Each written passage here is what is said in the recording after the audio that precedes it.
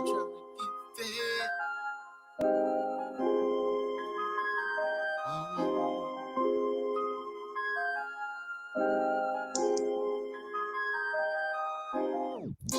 an everyday struggle trying to get fed. Need a spot at the table for my daily bread.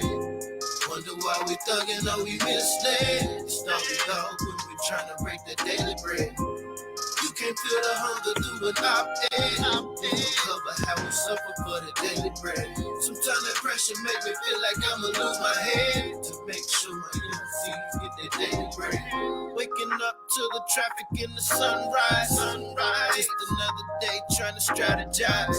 Mama running late for work, think it's strike two. Third job this year, cause it's nothing new. Trying to stay in school, trying to learn something. It's hard to get your mind right when your ribs touch. Teacher think I'm mugging, that's just hunger pain. I'm being cinematic, but it's Hunger Games. Try to play it off, mute the suffering. But my stomach break the silence when it's rumbling. So it's quarter cakes, chips, and ramens. Hunger is something 1 in 5 shorties got in common. Hit up corner stores, no fresh markets around. Sustaining from the shelf, no food straight from the ground. Multiply that times all the hoods in my town. We playing in the field, but nobody working the ground. Still an everyday struggle trying to get fed. Need a spot at the table for my daily bread.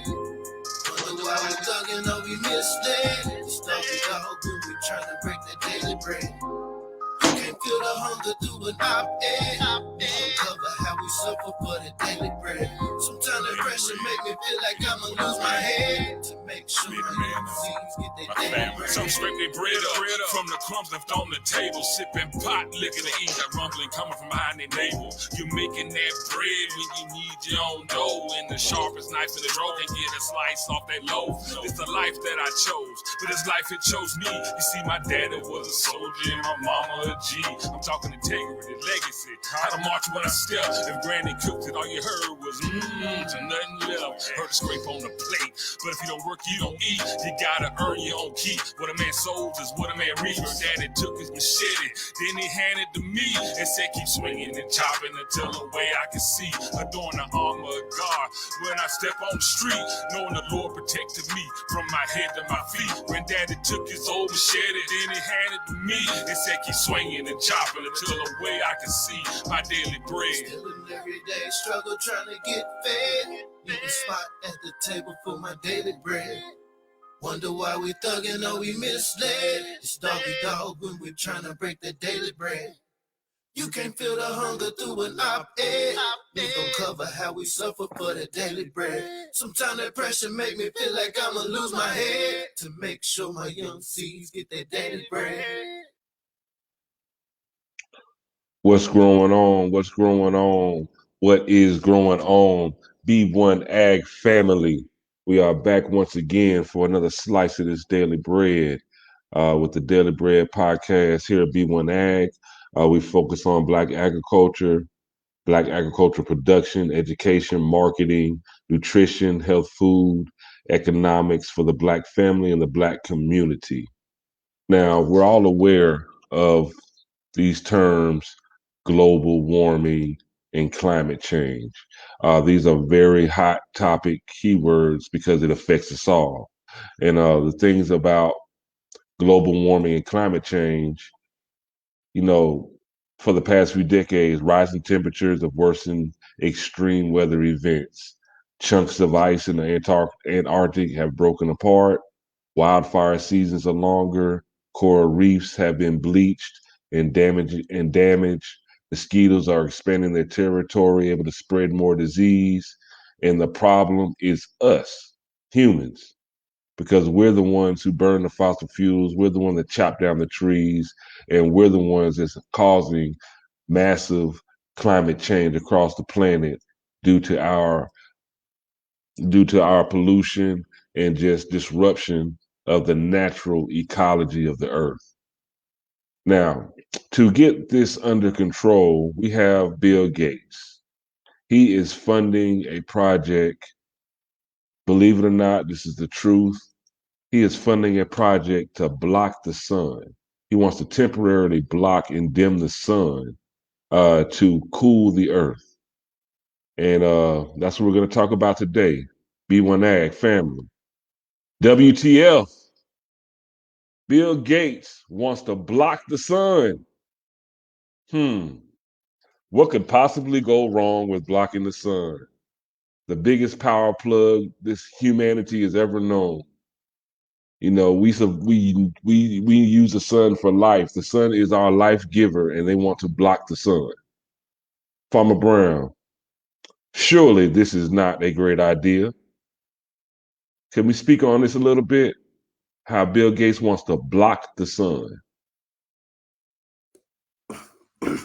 First, I'd just like to say peace to the B1AG family. Hope everybody's doing well in these tumultuous, very interesting times. I keep feeling like I'm in one of those cartoons I used to watch when I was younger, where you have somebody like Pinky in the Brain. Oh, I've figured out a way to control the world. But in all honesty, in all seriousness, these are some very serious topics that we need to discuss, not only for the clickbait value of it.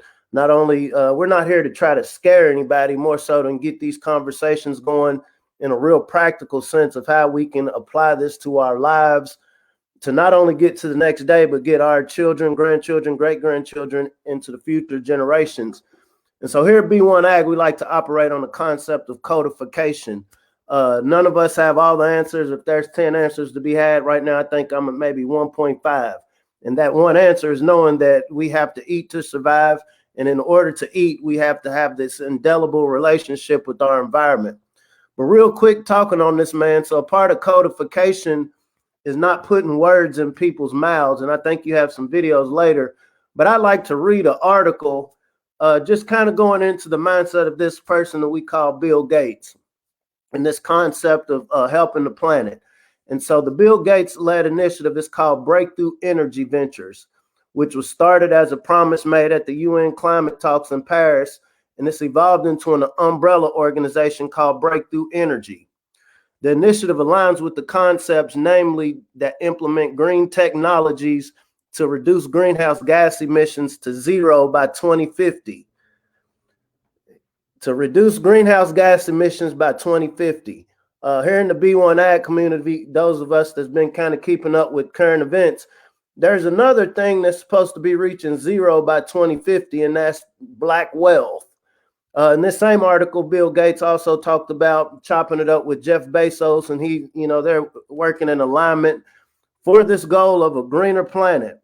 If this goal is achieved by 2050, we'll have zero gas emissions or greenhouse emissions, and the B1 family is supposed to be at zero wealth on average.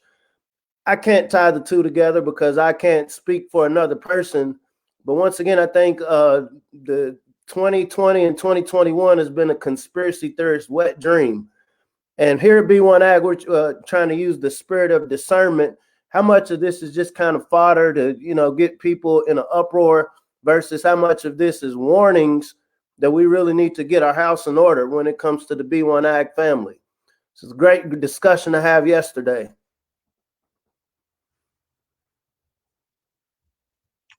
Now, Farmer Brown, those people have just no basic science. You can take your middle schooler, your average middle schooler.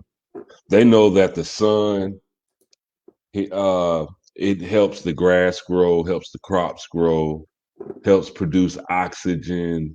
The sun hitting the water causes evaporation, which causes the rain.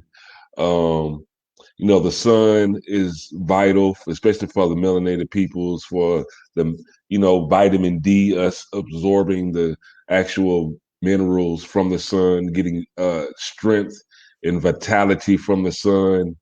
I'm just going to say, who the hell thinks this is a good idea?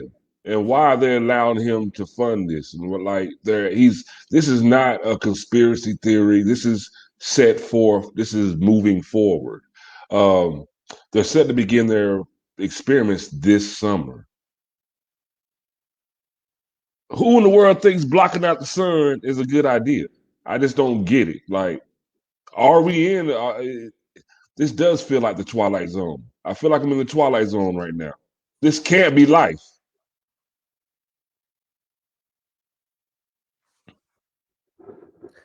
There's actually been studies going back to Mexico's El Chichon in 1982 and the explosion of the Philippines' Mount Pinatubo in 1991. Researchers concluded that the eruptions actually had a negative effect on two different types of crops, such as rice, soy, and wheat. When we think about the what we'll call black farmers, melanated farmers, and what we'll call West, North America, we're already, catching hell when it comes to, trying to penetrate different markets, trying to protect our land, health outcomes. We know within the B1AG community that we have the worst health outcomes when it comes to access to healthy, nutritious food. And so we're really trying to frame this discussion around what is this experiment such as these, what are going to be the impacts in our community? We're already not able, like I said, to access the healthier food. And so what if an experiment like this goes wrong? I'm not a science person per se to say, hey, this is a great idea, a horrible idea. But like you said, we know the sun has been here forever. I think it's arrogant for any human being or any corporation or entity to think that somehow, okay, the Most High that put this sun in motion and set it rotating, you didn't do it right, so I need to do it better. And so I think on our end, we got to figure out what are the things we can do within our respective households, within our communities, within our regions, whether we want to call them states, corporations, to stave off against this type of thing. Because like you said, this is reality, bro. But play that video real quick.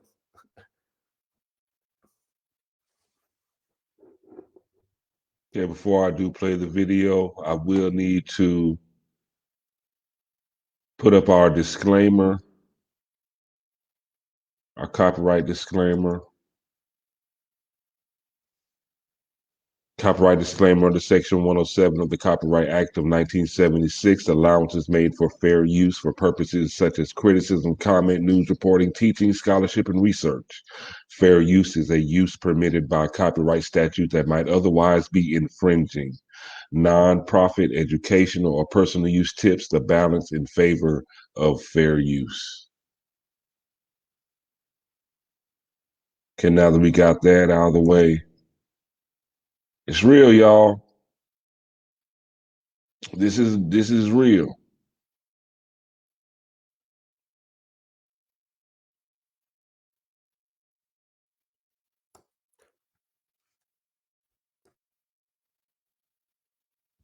The record number of fires burning across Brazil's Amazon rainforest has prompted renewed global outcry over climate change. And big spending. $5 million from Leonardo DiCaprio, £10 million from the UK. Meanwhile, Bill Gates is backing the first high-altitude experiment of one radical climate change solution, creating a massive chemical cloud that could cool the Earth. It's called solar geoengineering, and it's highly controversial. How long will it be that countries keep experiencing these climate impacts before someone gets desperate and says, hey, we need to cool the planet with solar geoengineering? It would look something like this. Thousands of planes would fly very high and use nozzles to inject millions of tons of light-reflecting particles into the stratosphere.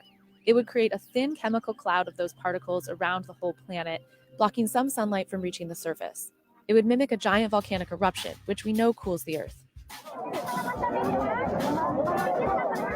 Back in 1991, Mount Pinatubo erupted in the Philippines.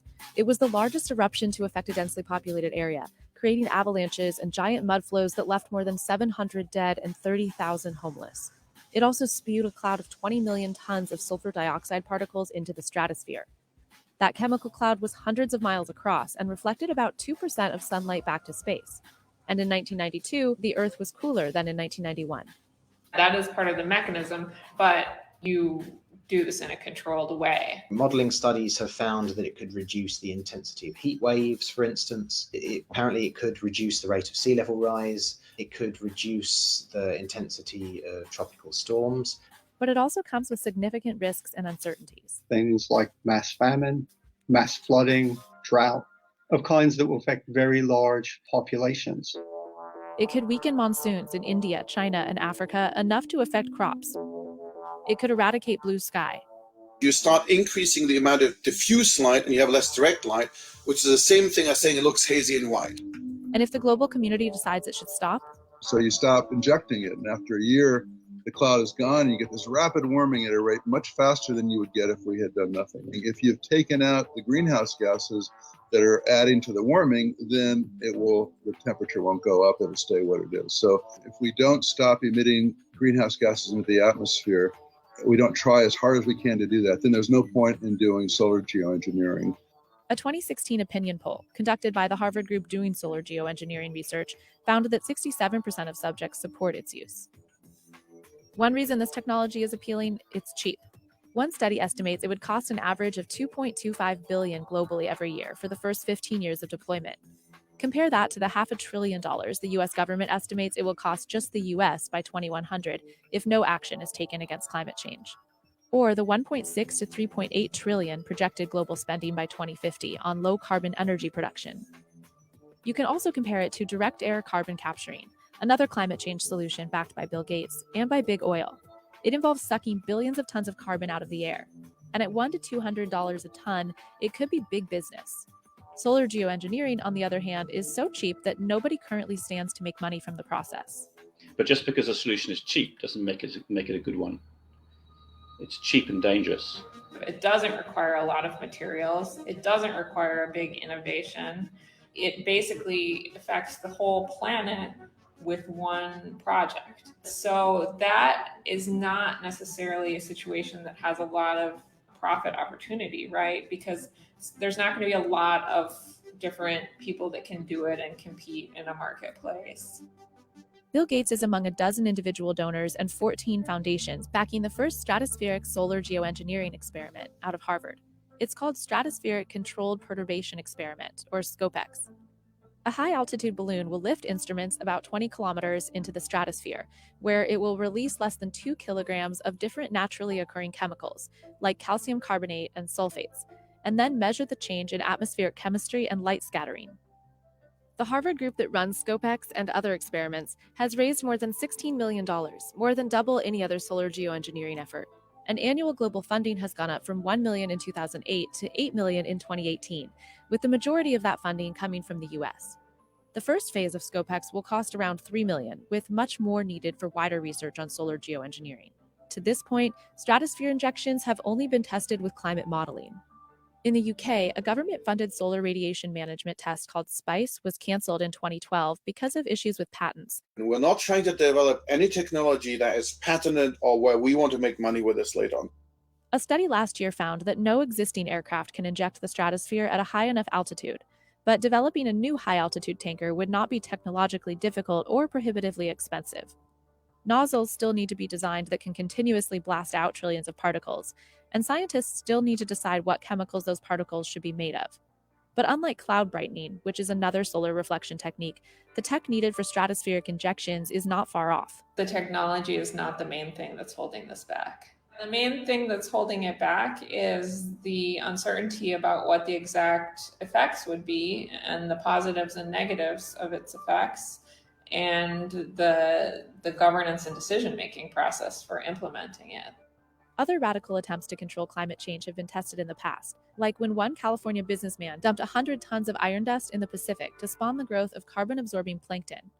But unlike small, sometimes rogue experiments, planet-wide solar geoengineering will require buy-in from the international community. In our simulations, we found China got warmer and drier relative to the past when you stabilized global temperature, and India was now cooler and wetter. So you can see there how, international relations around using this technology could become complicated. I mean, we can't even decide on what to do about emissions of greenhouse gases. And so how are we going to decide on setting the planetary thermostat? There's the real concern that we won't be able to reach agreement, we being the entire planet. And so there's the prospect that countries just go ahead and do solar geoengineering, and that causes disagreement, conflict, tension, even possibly war.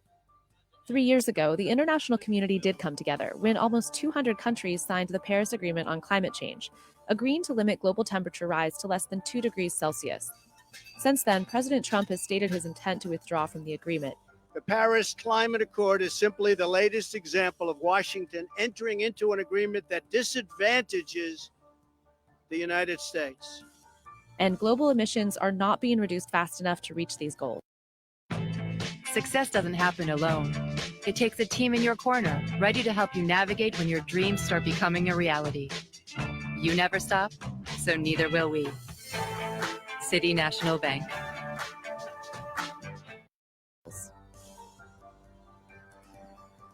We know what we should be doing. What we should be doing is reducing carbon emissions. So we're creating a moral hazard. We are providing an out for you where you can say, well, I'm going to fix this technologically instead of doing the ethically right thing to do. It's way too early to give up on much more ethical approaches to climate change.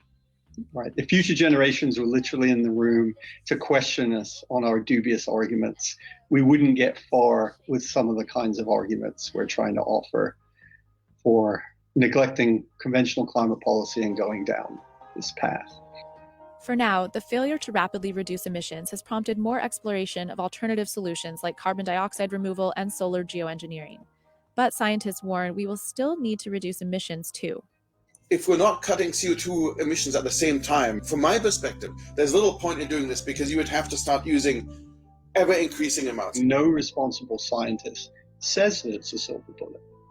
All the responsible scientists say this is something that we deploy if we had to, alongside all the other stuff that we already have to do.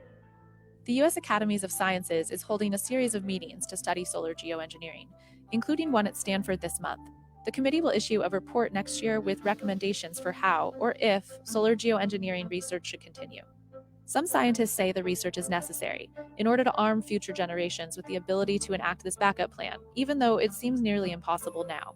We ought to start working on this solar climate engineering problem right now with as much urgency as we can, so that if we want to deploy it in a decade or so, we understand what we have to do.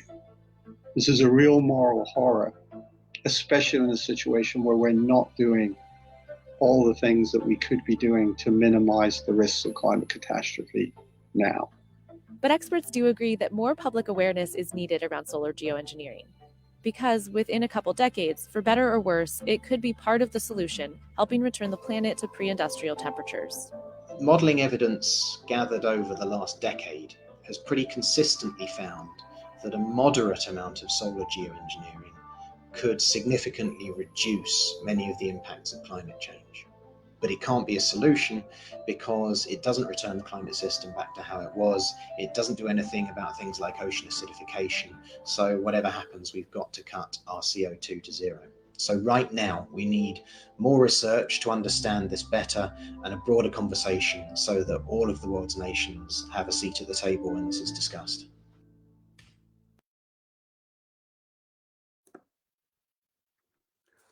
Our ancestors ran this planet for tens of thousands, if not millions, depending on your timeline of years before this concept of climate change, geoengineering. Our ancestors did that because they practiced organic and natural means of production, distribution. They didn't commoditize nature. They didn't turn nature into this big bankroll where we're now killing off whole populations. I think about reparations. I think you repair the people that have been destroyed in a lot of these areas where all of this climate change is happening, then guess what these people by nature are going to go back to do? We're going to go back to sustainable practices and basically feeding ourselves. It was also interesting, and one of the reasons why this B1AG conversation is important, we need our young people. When I say young, I'll say 50 and under, because I noticed the complexion of, you have the sun people and ice people. There were no sun people having this conversation. And so it's one of those situations where do you continue to let somebody else have a conversation about your home? Because the way I see it, okay, somebody that came in your home, knocked you out, you forgot that this was your home, and then you woke up and you have all these different people deciding, well, you can stay in this room, you can stay in that room, maybe you'll go in the basement. No. This is our home, people. We were the original stewards of this planet. This was not a conspiracy site that was talking about this. There were no tinfoil kufis. This is the planning that is going on around our home. When we think about what are the practical solutions within our own communities. And so you see, they weren't talking, 5 years ahead, maybe 10 years ahead. They're talking 50 years down the road, 100 years down the road. What kind of internal planning and conversations are we having within the community? I know people like to throw the word hotep and all of that around, but we have to be very conscientious about what worked. We don't have to guess that when we think about the Songhai community, the Dogon tribe, even over here, the Olmec, the Aztec, Cherokee, Blackfoot. Like I said, these are civilizations that thrive for thousands of years doing what we call now urban agriculture. We threw that word urban on it, but this was just a way of maintaining life from the people that we come from. The only way we fix or counter this that we just watched is reverting back in some way, shape, or form to our original way of being. It doesn't make us green thumbs. It doesn't make us tree huggers. It makes us competitive. It makes us the essence of what created that original Black power. It's crazy, man. Now, Brown, sounds a lot like chemtrails, doesn't it? They want to take planes and emit these particles into the sky to help reflect the sun and from the earth. And isn't that what chemtrails? They thought we was conspiracy theories about chemtrails. This is exactly what chemtrails. This is exactly what chemtrails are. So it's legitimizing a lot of so-called conspiracy theories that we've had in the past. They're legitimizing with their actions that it wasn't necessarily a conspiracy theory. And also, just speaking of theory, wasn't it theorized that the Ice Age was caused from the sun being blocked, whether it was from a meteorite hitting the planet or a huge volcanic explosion that brought on the Ice Age? Isn't that what they've always taught us in school? How the Ice Age came to be and it killed all the dinosaurs and everything. So that's why we have all this oil in the ground. It makes me wonder. It really makes me question: are they really doing this to preserve life, or are they trying to bring on death? I'm gonna say it out. I'm gonna say it out. I'm just gonna say it. Are they trying to preserve life or bring on death?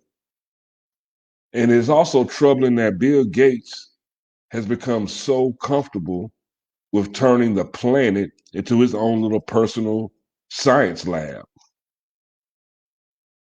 And humanity, in that essence, has become, we're nothing but lab rats, even with him championing this vaccination. Are we pushing for herd immunity or herd annihilation? You get answers by asking the right questions. Are we pushing for herd immunity or herd annihilation? That word herd, even when I was young reading the Bible, the word flock, the word, sheep, lamb, I get the concept, but I've always had this aversion to this concept of just being kind of lumped into a flock. I remember it was an elder told me he was teaching guitar to it was a young sheep farmer, and he said, if there was one word that you could describe sheep, what would it be? And the boy said, stupid. We were written into the Constitution of what we call North America as 3/5 of a human being. 3/5 meaning I'm counting you this as livestock. I see you as livestock. Your place within this farm that we'll call the West is as livestock. And so once again, I'm not here to theorize what somebody's up to, but we're literally watching. We're watching this unfold before our eyes. I'm going to say mad scientists. We grew up, seeing, like I said, the cartoons of the mad scientists want to come up with ways to control the world. And when you think about the way Bill Gates has positioned himself in the world, whether we agree with him or not, we all love our computers, right? We love our ability to communicate with one another rather efficiently. When it comes down to technology, so I'm not an anti-tech person. Tech is supposed to be a tool. A tool meaning this is an appendage of my arm, able to do something else that my arm might not be able to do. Absolutely. The Most High put everything here to sustain our needs, not our greed. And so when we allow ourselves to let something else determine what's going to make this planet function, what did they say? You can only serve one master. And so when we're putting people who've ascended in technology as the ones who's dictating what's going to happen on the planet, how politics, how, let's keep politics out of it. I'm looking here at B1AG, we're looking at food security. Politics, that's for another group to discuss. But when we're looking at food security, everything we're discussing right now has a direct impact, not only on our food security, but the black farmers that we talk about, the melanated farmers we talk about. What happens? Because guess what? Legally, even if these international factions saying, no, Mr. Gates, we don't want you to do that. This man just bought 250,000 plus acres of prime farmland in what we call North America, the concept of North America. So he has every right in a nation of laws, like, okay, well, y'all don't want me to do it around the world. I'm going to try this on my land. What we know is 80% of the melanated farmers in North America are in the areas where he bought all of this land. And so, okay, we know the wind blows. Everything operates in ebbs and flows, right? And so, okay, I'm spraying this stuff over my land to see if it works with my experimental seeds, with my biofuel. It's inevitably going to flow over somebody else's land. We live in an ecosystem that is closely tied together. We can't separate ourselves. I can't separate my space where I am from the space next to the person next to me. And so once again, here at B1AG, we don't want to get into, oh, it's bad, the sky is falling, which in a sense it is. What can we do on a city level? This is where your urban agriculture comes in. This is where your high tunnel facilities comes in. This is where your greenhouses come in. Are there plants you can grow within your house? And there are. We have to really have these conversations just in case there's these unintended particles that's falling from the sky. You think about these dry coughs that people have. There are a lot of predictable things, and I think you know where I'm going. There are a lot of predictable things. If you set them in motion years ago, you know what the outcome of it's going to be. And I'm going to give you a problem, and I'm going to sell you the solution. That's one of the oldest tricks in the book. But once again, we're here for solutions. This is why it is important now to at least understand the basic concept of gardening. What is the relationship between this soil? What is the relationship with this seed? What is the relationship with the water and the sun? In a situation where we have factions that are interfering with either of these, because we've had some conversations about the water being severely contaminated because of overproduction, too much phosphate, too much nitrogen. We had a sister up in New York that bought a waterway. Okay, so how can we amplify what this sister did in multiple places around what we call the country and around the diaspora? We also had some brothers on here that's figured out ways to produce years worth of produce within these small sections. How do we leverage these relationships? And then how do we multiply them? How do we make these concepts go viral within our communities?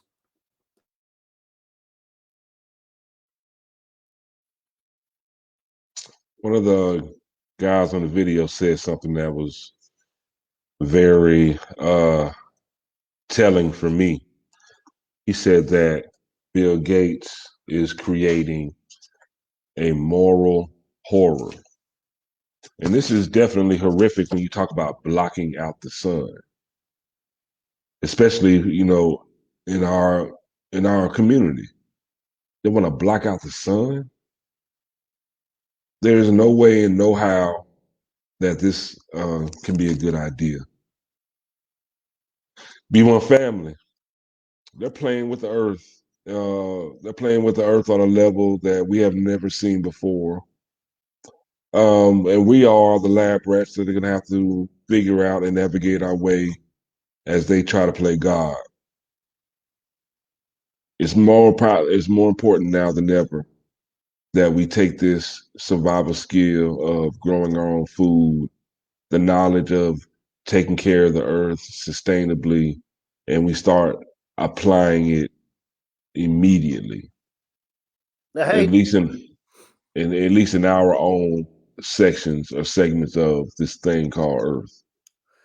I hate to go biblical, man, but we'll mix a little bit biblical and science. And so this space that you see above me, the Sahara Desert, if you look on every continent, there's desert land. If you understand the history of Earth, all of this didn't look the same. At one point, the Sahara was fertile land. At one point, what we call North America in the West was an ocean.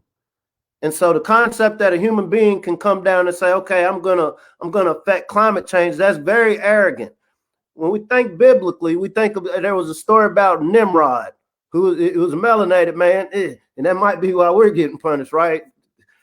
The richest man in the world decided, I'm gonna make this tower to heaven. This tower, you could take it as a physical structure, or you could take it as, okay, your arrogance, your wealth has gotten you to such a point where you really feel like you can play God over the world. I don't know what form people see the Most High as, and it's not our place to say that, but there's been a history of these concepts of people reaching such a point where, okay, I have all the material wealth there is to have, and so now all there is for me to play this role of God. And what did they say happened with the Tower of Babel? And this is what Nimrod built. The Most High said, okay, build it up as high as you want to build it. Keep building, keep building. Keep building, because I want the whole world to see. The higher you build this thing up, the more people that's going to see this foolish thing that you just did. And in the story, the tower fell. The Most High struck it, the tower fell, the tongues were separated. Depending on some people's story, this is how we ended up having different native tongues. But the concept was when humanity gets to a point where you're building so high and you're trying to play God, it is inevitably going to work against our nature. It's inevitably going to work against us. So once again, here at B1AG, what can we do in spite of Nimrod in the form of these people that we talk about? What can we do to make sure we get to the next generation?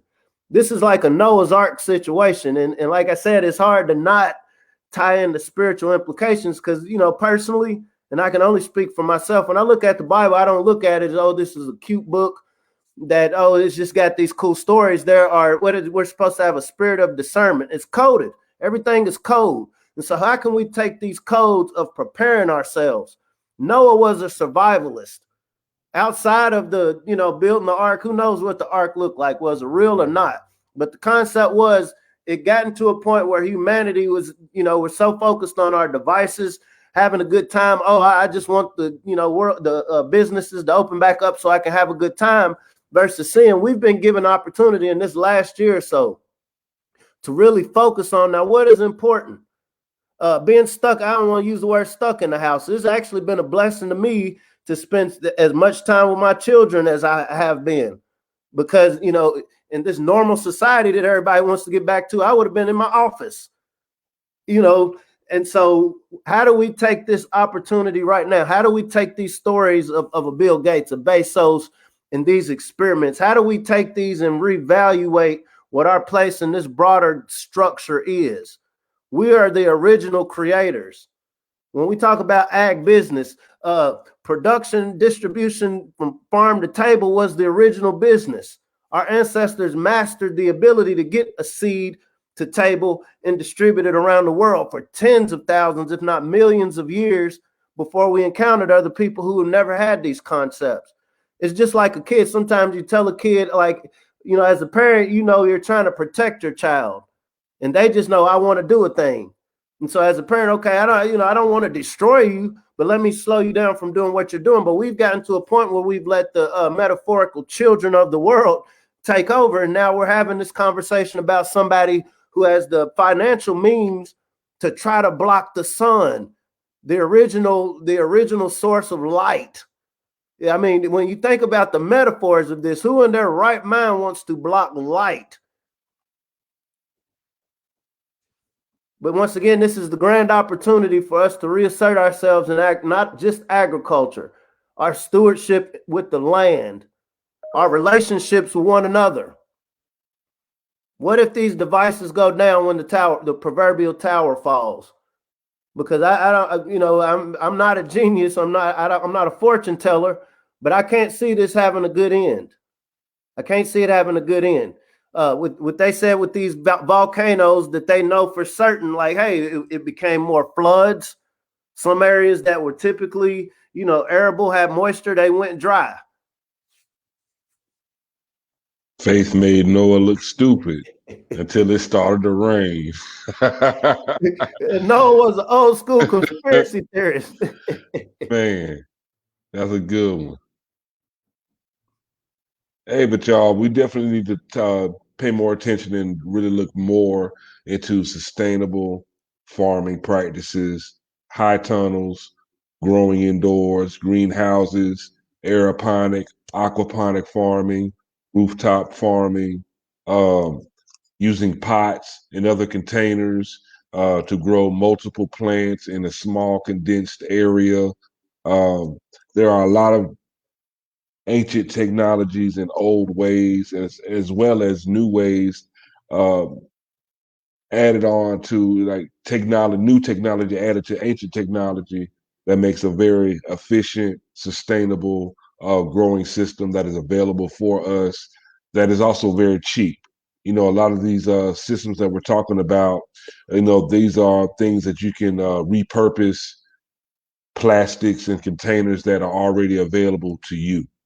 So don't worry, B1AG is gonna come with a book and a curriculum to show you how to do all this. We already started. We already have curriculums available that teach you how to grow in these different ways. But we're gonna get more in depth as we see it is needed.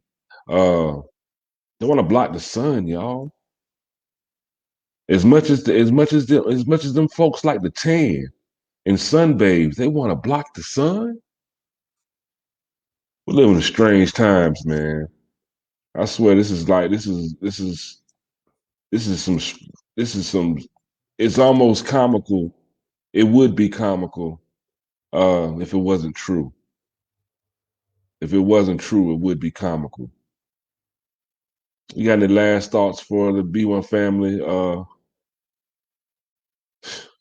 We're in our finest hour.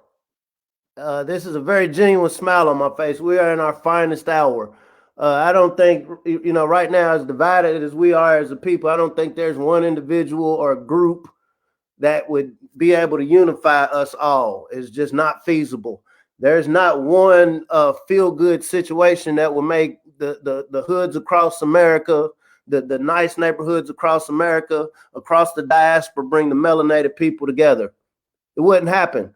But our food security being threatened because no matter what part of this diaspora that we come from, we have to eat. We're the sun people and we love one another. That is our nature. And, you know, I'm watching, I'm not going to say at a distance because I'm in the mix. What Zapp and Roger say? It's in the mix.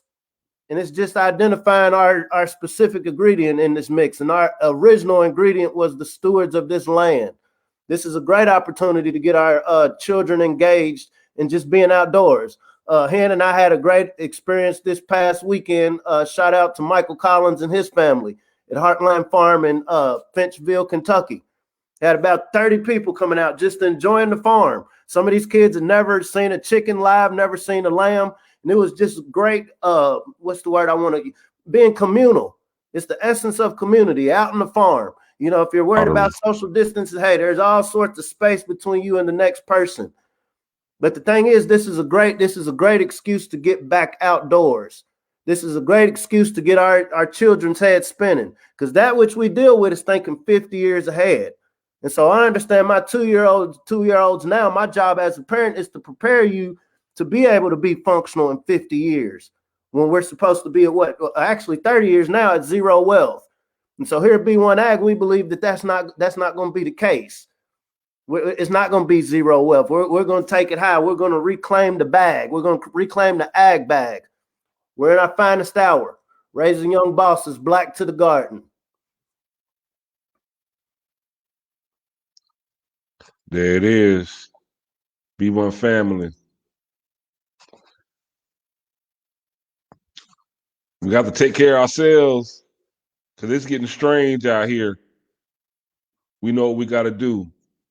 And that's, get black to the garden, reinforce our relationship with Mother Nature and the earth, and make that relationship righteous. People,